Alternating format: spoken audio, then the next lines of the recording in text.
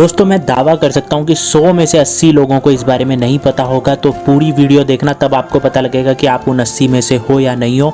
देवप्रयाग का वीडियो है और बहुत सी चीज़ें ऐसे हैं जो शायद आज से पहले आपको नहीं पता होगा, पर इस वीडियो के आखिर तक आपको पता लग जाएगा। और कमेंट में ज़रूर बताना कि आप उन 80 में से हो जिन्हें नहीं पता है या उन 20 में से हो जिन्हें पता था। तो हेलो दोस्तों, welcome back to the channel. मैं आपका होस्ट एंड दोस्त सच्चल राजपूत और हम आए हैं देवप्रयाग में। तो इसी बात पे पहले तो कमेंट कर देना हर हर महादेव और जय गंगा मैया और जय रघुनाथ जी की, क्योंकि राम मंदिर है यहाँ पर। ये राम भगवान की तपस्थली रही है, क्योंकि जब उन्होंने रावण की हत्या करी थी तो उनको ब्रह्म हत्या लगी थी। तो ब्रह्म हत्या के बाद वो यहीं पर आए थे, इसी जगह पर उनकी गद्दी बनाई गई है जहाँ पर उन्होंने बैठ के तपस्या की थी। तो जी हमने होटल लिया था यहीं पे देवप्रयाग के पास में। ये सामने जो सड़क जा रही है ये जा रही है पौड़ी वाली, जो कि पहलगांव सफदर खाल होते हुए पौड़ी जाती है। और ये हाईवे है, ये हाईवे चारधाम हाईवे है। देवप्रयाग आने के लिए सबसे पहले आपको ऋषिकेश या हरिद्वार तक आना है। समय समय पर आपको यहाँ पर बस मिल जाती है। उसके बाद ऋषिकेश से 72 किलोमीटर और हरिद्वार से 98 किलोमीटर के अराउंड आपका देवप्रयाग पड़ता है। ऋषिकेश से ऊपर चलते ही पहाड़ स्टार्ट हो जाते हैं, जहाँ पे शिवपुरी नामक एक जगह है, बहुत ही फेमस है राफ्टिंग के लिए, युवा लोगों की मन पसंदीदा जगह है। और यहाँ पे बीचेस भी बने हैं, तो प्री वेडिंग शूट के लिए, गानों के शूट के लिए बहुत से युवा लोग यहाँ पे आते हैं।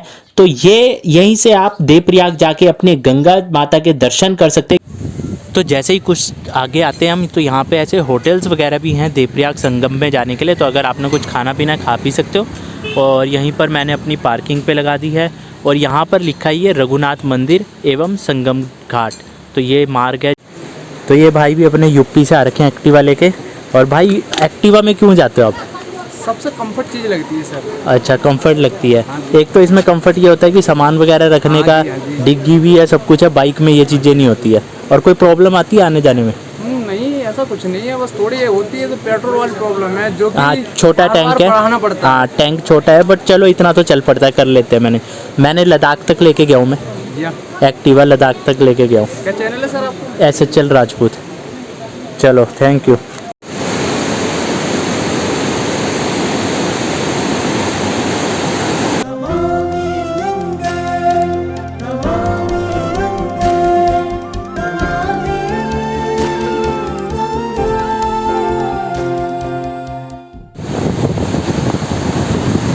और ये पुल भाई साहब हिल रहा है, पूरा हिल रहा है ये पुल।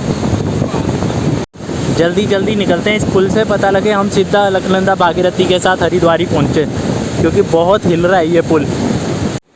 यहाँ नीचे आते ही संगम की तरफ आपको इतनी सारी दुकानें मिल जाएगी। अगर आपके कच्छों में छेद है और आपको संगम में जाके नहाना है तो आप यहाँ से कच्छे भी ले सकते हैं। वैसे तो मैं अवॉइड करता हूँ कि कच्छों में ऐसी जगह पे नहाना जहाँ पे लेडीज़ें आती है, बट फिर भी अगर आपका है और कच्छे में छेद है तो चेंज ज़रूर कर लेना। हमारे हिंदू धर्म में, सनातन धर्म में, राम भगवान की एक बहुत ही बड़ी पदवी है। और राम भगवान ने यहीं पर अपना जो ब्रह्म हत्या का पाप था उसको मुक्त होने के लिए तपस्थली है उनकी यहाँ पर। बहुत ही कम लोगों को इस बारे में पता है। जो लोग आते हैं चार धाम के लिए वो ऊपर से ही निकल जाते हैं, संगम के भी दर्शन नहीं करते हैं। अगर कुछ संगम के दर्शन के लिए आते हैं तो उसमें से आधे रघुनाथ मंदिर नहीं जाते हैं। तो यहाँ पर भी आप जरूर जाएं और इस जगह पर मत्था जरूर टेकें, क्योंकि ये हमारा बहुत ही एक महत्वपूर्ण धार्मिक स्थान है। तो दोस्तों अभी हम आए हैं देवप्रयाग में रघुनाथ मंदिर जी में, जो कि राम भगवान का मंदिर है। क्योंकि यहाँ पर राम भगवान जी ने तप किया था जब उन्हें ब्रह्म हत्या का पाप लगा था, जो कि रावण का वध किया था उन्होंने। तो पंडित जी कुछ बताएंगे इस बारे में? देवताओं की भूमि है, तो इसीलिए रामचंद्र जी ने इसको चुना हुआ है। तो ये जो शिला है, आप शिला देख रहे हैं? हाँ जी। ये बात का है। हाँ जी। ये शिला बात की, जो ये स्थान है ये प्रतीकात्मक है। तो यहीं पे मतलब भगवान ने बैठ के तप किया, ऐसे बताते हैं। भगवान ने तो त्रेता युग में किया। हाँ जी। ये बात क्या है, जैसे बाद में कोई आया तो उसको निर्माण नहीं किया कि हाँ कोई आए तो उसको पता चले कि यहाँ पे ऐसा भी होता है। और जो हमारे आदि गुरु शंकराचार्य हैं तो उन्होंने यहाँ से, हाँ, फिर आदि गुरु शंकराचार्य जी द्वारा इस मंदिर का बना, स्थापना हुई। 108 जितने भी मंदिर हैं, केदारनाथ, बद्रीनाथ, केदारनाथ बद्रीनाथ जो सिमट होगा, नरसिंह टेम्पल होगा। हाँ जी, हाँ जी। और अपना नेपाल में है पशुपतिनाथ। पशुपतिनाथ है, ऐसे ही अपना बालाजी हुए। हाँ जी। और शंकराचार्य मठ हैं। ने सारे मठ भी करे मठ हैं, 4 मठ हैं, 4 पीठ हैं उनके। शारदा मठ हुआ, अपना श्रृंगेरी मठ हुआ, जोशी मठ हुआ, तो ये सब उन्हीं की देन है। ऐसे समझो मतलब हिंदुत्व को बचाने के लिए उन्होंने बहुत प्रयास किया है और आज उन्हीं की बदौलत हिंदुत्व टिका हुआ है। चलो, हर हर महादेव, जय श्री राम। देवप्रयाग हमारा महत्वपूर्ण स्थान तो है क्योंकि यहीं से गंगा का नाम मिलता है, लेकिन गंगा की जो मेन जो पूजा जाता है वो हरिद्वार में ही पूजा जाता है, इसीलिए सभी लोग हरिद्वार की तरफ जाते हैं। देवप्रयाग में इतना महत्वपूर्ण स्थान है, उसके बावजूद यहाँ पर उतनी भीड़ नहीं होती है। होटल्स वगैरह में आराम से आपको कमरे मिल जाएंगे क्योंकि होटल्स के कमरे खाली रहते हैं। महिलाएं स्नान करने के बाद यहाँ बॉक्सेस रखे हैं जहाँ पर अपना चेंज कर सकते हैं। ये है भागीरथी नदी जो कि बहुत ही शोर मचाते हुए आती है। ये इसका स्वभाव बिल्कुल ही शांत नहीं है और ये निकलती है गंगोत्री से, गोमुख से। तो राजा भगीरथ जो थे उन्होंने यहाँ पर तपस्या करी थी गंगोत्री में गंगा को पृथ्वी पर लाने की, जिस वजह से शिवजी भगवान की जटा से गंगा पृथ्वी पर आई थी। तो गोमुख ही वो जगह है जहाँ से गंगा का मूल स्थान है निकलने का, लेकिन उसको भागीरथी नाम दिया गया है राजा भगीरथ के नाम पर। जब वहाँ से भगीरथी होके आती है और यहाँ सतोपंथ ग्लेशियर बद्रीनाथ से जो अलकनंदा आती है और रुद्रप्रयाग में वो मंदाकिनी के संगम से आगे चलती है, मंदाकिनी आती है केदारनाथ से, तो उसको अपने साथ लेके चलती है। और जब ये दोनों नदी भागीरथी और अलकनंदा यहाँ संगम में मिलते हैं देवप्रयाग में, तो यहाँ से इसको गंगा नाम दिया जाता है।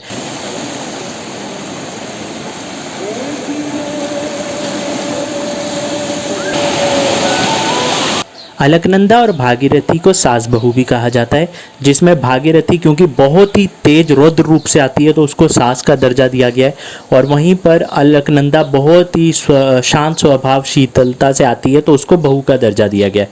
जबकि मैं मजाक में बोलता हूँ कि अब जमाना उल्टा हो गया है, अब जो बहुएं हैं अब वो रौद्र रूप में आ चुकी है और जो सास है वो शांत रूप में है। तो ये तो एक मजाक की बात है, लेकिन कभी आप आए इस जगह में और यहाँ पर आप ये आनंद जरूर लें।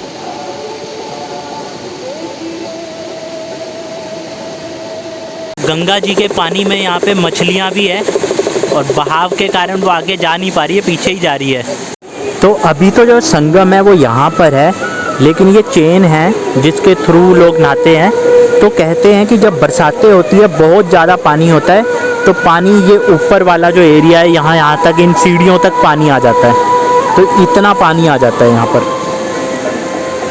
और मैं फिर एक बार वही चीज़ कहना चाहूँगा कि जो लोग सिर्फ अंडरवेयर में नहाते हैं, क्योंकि यहाँ पर महिलाएं भी आ रही है, माताएं बहनें आ रही है, तो बहुत ही अजीब लगता है ये देखना। और जबकि ये बहुत ही गलत चीज़ है, आप पब्लिक प्लेस में ऐसे अंडरवेयर में मत नहाइए।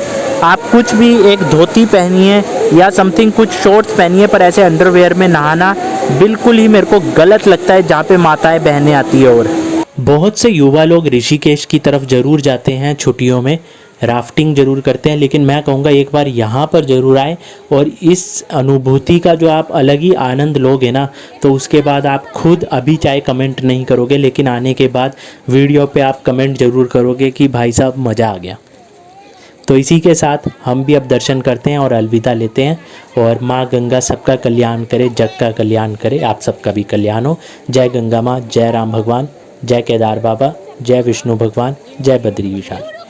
देवप्रयाग में गंगा की स्वच्छता प्राथमिकता है, इसलिए यहाँ राज्य और स्थानीय प्रशासन के सहयोग से गंगा की निर्मलता के लिए कई योजनाएं बनाई गईं। देवप्रयाग में गंगा प्रहरी सतर्कता और सजगता से गंगा स्वच्छता का प्रचार कर रहे हैं।